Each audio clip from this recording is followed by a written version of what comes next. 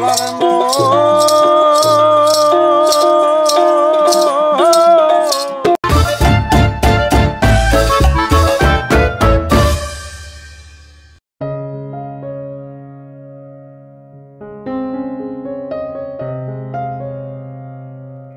শান্ত সুন্দর স্নিগ্ধ একটা ভোরের সূচনা হলো বিশ্বভারতী প্রাঙ্গণ থেকে।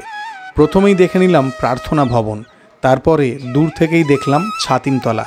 এই সব কিছু ক্যামেরাবন্দি করার পরে গুটি গুটি পায়ে রবীন্দ্র মিউজিয়ামের দিকে এগিয়ে গেলাম। তারপরে গেলাম কলা ভবনের দিকে। রামকিঙ্কর বেজের এই বিখ্যাত স্থাপত্য যতবার দেখি ততবার আমার সমরেশ বসুর দেখি নাই ফিরে উপন্যাসের কথা মনে হয়। বিশ্বভারতী প্রাঙ্গণে এখন তো আর ভেতরে ঢোকা যায় না, আপনারা জানেন মিউজিয়ামে এন্ট্রির টাইম আছে, তো সেই টাইম আজকে এখনও হয়নি। কিন্তু এই রাস্তা দিয়ে হাঁটতে হাঁটতে এইভাবে ঘোরার মজাই একটা আলাদা।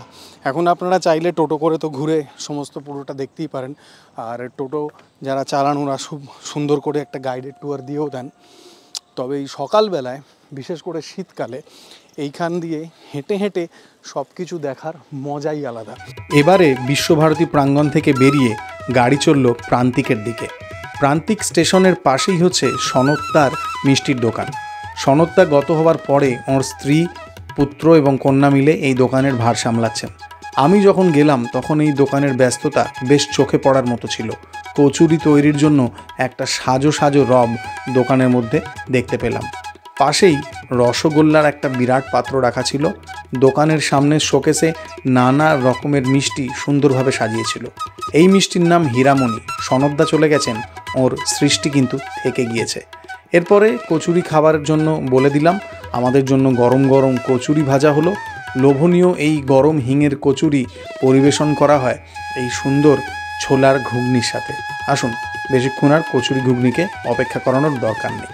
এই এলাকায় সনৎদার দোকানের কিন্তু বেশ পপুলারিটি আছে।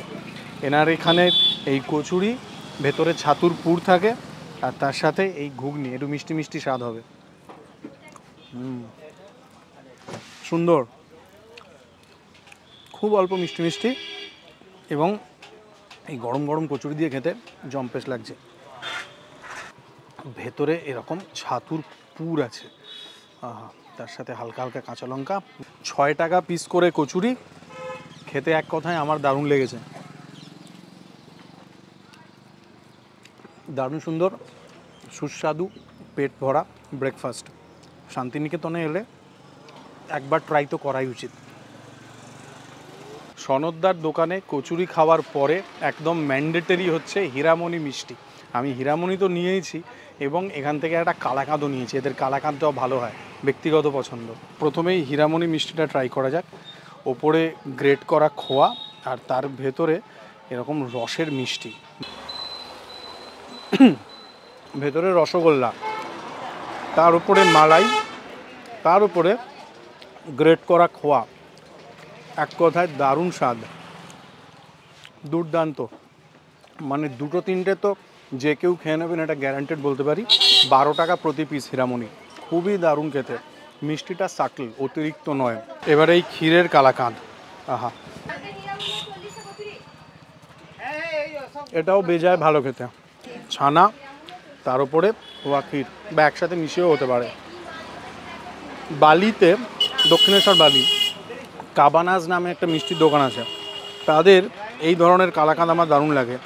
এই সনৎদার দোকানে এসে প্রান্তিকের যেন বালির কাবানাজের সেই স্বাদ পাওয়া গেল। রোজ থাকেন আপনি? আচ্ছা, সকালে তো রোজ? বাহ, দারুণ সুন্দর। কি নাম দাদা? ভানুদার দোকান, আহা হা, দারুণ। এখানেই ঘুমিয়ে যাবো মোটামুটি। হ্যাঁ, মাথা থেকে শুরু করে একেবারে কোমর পর্যন্ত চলে গেছে। কোমরে আমার বিষ ব্যথা, কোমরে এবং হাঁটুতে। রিসর্ট থেকে চেক আউট করে বেরিয়ে পড়েছি। আজকে শনিবার, আজকে শান্তিনিকেতনে ভালো ক্রাউড আছে, রাস্তায় ভালো জানেদের জট আছে। আর আমি এখন চলেছি শান্তিনিকেতনের ইয়াং ক্রাউডদের কাছে খুবই পপুলার এমন একটি ক্যাফেতে। বিশ্বভারতী ক্যাম্পাসের ভেতরেই এই কাসাহারা ক্যাফে। আমি আগে তো কখনো আসিনি, আজকে প্রথমবার এলাম। এইদিকে এদের কাউন্টার আছে, সেই কাউন্টার, আর এইখানে বসার ব্যবস্থা আছে। মোস্টলি ইয়াং ক্রাউডদের কাছে এই জায়গাটা খুব পপুলার, এমনটা আমি শুনেছিলাম। এইদিকে কাউন্টার আছে, এইদিকে সিটিং অ্যারেঞ্জমেন্ট আছে। জায়গাটা বেশ সুন্দর, বেশ লাগলো। অনেকটা খোলা জায়গা আর একটা ওপেন এয়ার রেস্টুরেন্ট টাইপের, অনেক বসার জায়গা আছে। দারুণ, আর বেশ কালারফুল এবং ভাইব্র্যান্ট টাইপের, বেশ সুন্দর। প্রথমে কাউন্টারে যাব, কাউন্টারে গিয়ে খাবারের অর্ডার দিতে হয় আর পেমেন্টটা আগে করে দিতে হয়। 215। এখানে কি মানে সিস্টেমটা এরকম আগে কুপন কেটে তারপরে? আচ্ছা আচ্ছা আচ্ছা। আর এই আপনাদের এই ক্যাফে ওপেনিং ক্লোজিংয়ের টাইমটা একটু বলবেন? হ্যাঁ, সকাল 9টায়। আর রাতে? রাতে 10টায়। প্রত্যেক দিন খোলা? ঠিক আছে, আধ ঘন্টার মধ্যে হয়ে যাবে তো? ঠিক আছে, থ্যাংক ইউ। এখানকার মেনুতে অনেক রকমের আইটেম আছে, মানে সকালে বাঙালি ব্রেকফাস্ট থেকে শুরু করে স্যান্ডউইচ, এই সমস্ত কিছু। দুপুরবেলা বাঙালি খাবার আছে, নর্থ ইন্ডিয়ান খাবার আছে। আর জায়গাটা যেটুকু বুঝলাম মোস্টলি বিশ্বভারতী স্টুডেন্টদের কাছে এবং ইয়াং ক্রাউডদের কাছে খুবই পপুলার। 10-15 মিনিটের মধ্যেই আমার অর্ডার করা খাবার পরিবেশন করা হলো। মাশরুম অমলেটের কথা বলেছিলাম, তার সাথে নিয়েছিলাম চিকেন স্যান্ডউইচ। চিকেনটা শ্রেড করে তারপরে টস করা হয়েছে, হালকা ফ্রাইড চিকেন। যেহেতু শ্রেডেড চিকেন এবং পাউরুটিটাকে গ্রিল করা হয়েছে, একটু হয়তো ড্রাই লাগতে পারে। ময়েশ্চারের জন্য এখানে যদি কোনো ডিপ থাকতো, মেয়োনিজ বা কিছু, তাহলে আরও ভালো লাগতো। অবশ্যই এনারা ওই শ্যাশে দিয়েছেন টমেটো কেচাপের, ভালো খেতে। মাশরুম অমলেট নিয়েছি, ওপরে পেঁয়াজ, টমেটো, ক্যাপসিকাম এবং বেশ ভালো পরিমাণে বাটন মাশরুম।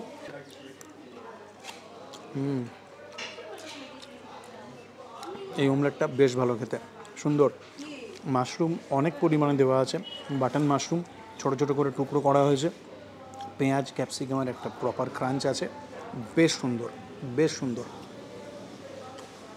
আমি প্রথমবার এলাম, আমার এখানকার খাবার বেশ লাগলো। ওই চিকেন স্যান্ডউইচটা একটু ড্রাই ছিল, কিন্তু এই মাশরুম অমলেটটা খেতে তুক। এইবারে চলেছি সর্বমঙ্গলা মিষ্টির দোকানে মিষ্টি খাবো বলে। বোলপুরে বিরাট জনপ্রিয়তা আছে এই সর্বমঙ্গলার। সর্বমঙ্গলা মিষ্টির দোকানটি বোলপুরের একটি অত্যন্ত বিখ্যাত দোকান। আমরা বাঁধগোড়া এলাকায় যে আউটলেট আছে সেখানে এসেছিলাম। বোলপুরে মনে হয় আরও বেশ কয়েকটা আউটলেট আছে। শোকেসের মধ্যে নানা রকমের লোভনীয় সমস্ত মিষ্টি সাজানো ছিল। আমিও এনাদের সাথে কথা বলে 2 রকমের মিষ্টি অর্ডার দিয়ে দিলাম। ব্রেড রোল নিয়েছি আর তার সাথে বাটার স্কচ রসগোল্লা। আপাতত ব্রেড রোলটা খাওয়া যাক। দারুণ, ভেতরে পেস্তা দেওয়া আছে। বাইরের এই রোলটা দেখুন, এটা মালাইয়ের রোল আছে, আর তার ভেতরে এরকম একটা সন্দেশ আছে যেটা নতুন গুড়ের এবং যার ভেতরে ড্রাই ফ্রুট আছে। অসামান্য ভালো স্বাদ। ভ্যানিলা এসেন্সের সুগন্ধটা যেন আলাদা মাত্রায় নিয়ে গেছে এবং মুখে ভালো পরিমাণ ড্রাই ফ্রুট আসছে, পেস্তা, কাজু এই জাতীয়। তুখোর গেছে, 20 টাকা দাম। বাটার স্কচ রসগোল্লা, আহা, একদম আইসক্রিমের মতো ক্রিমি। ও, একদম মনে হবে যেন বাটার স্কচ আইসক্রিম খাচ্ছেন। বাটার স্কচের যে টিপিক্যাল টেস্ট অ্যান্ড ফ্লেভার সেইটা। দারুণ। এই বাটার স্কচ রসগোল্লাটার দাম 25 টাকা।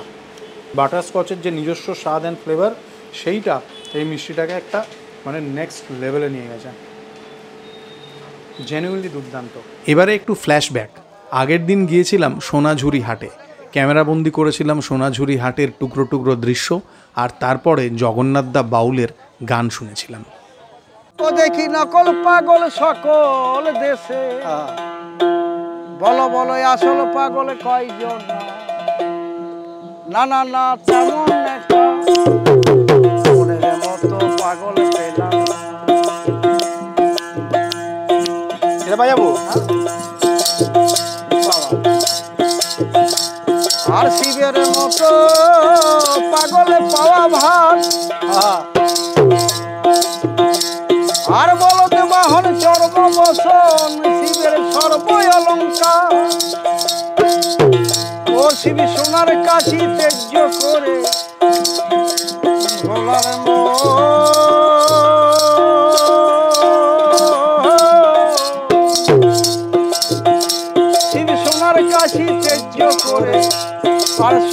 মনে বৈঠকখানা, না না লাগো না তেমন একটা পাগল পেলাম না, আমি চাইতে পাগল হলে না, না না তেমন একটা মনের মতো।